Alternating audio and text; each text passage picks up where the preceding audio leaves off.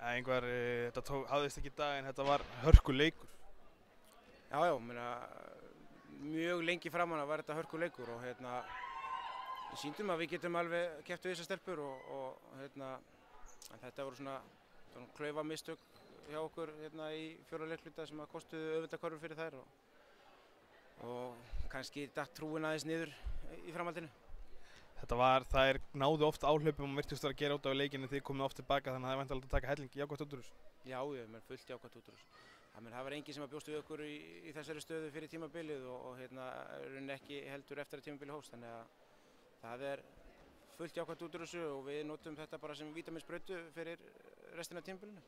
Þessi leikur náttúrulega þið fáið eiginlega ekkert frá bekknum allavega stigalega séð og 5 leikmennir bara með stig, það kannski virðist vera munurinn á liðunum. Já, Keflavík var að fá mikið og gott framlag frá mjög mörgum leikmönnum og meðan eins og þú segir, þetta var svolítið mikið á herðunum á Amerikanunum okkar, Brísi. Hún spilaði mjög vel í kvöld en við hefum þurft að fá framlag frá fleiri. Það er nánast rematch aftur núna þegar unglingaflokkurinn mætist, nánast sömu lið fyrir utan útlending. Það var vantilega að reynda að hefna þar. Já, ég meina það er bara nýr leikur og við komum til með að gefa allt í þann leik líka.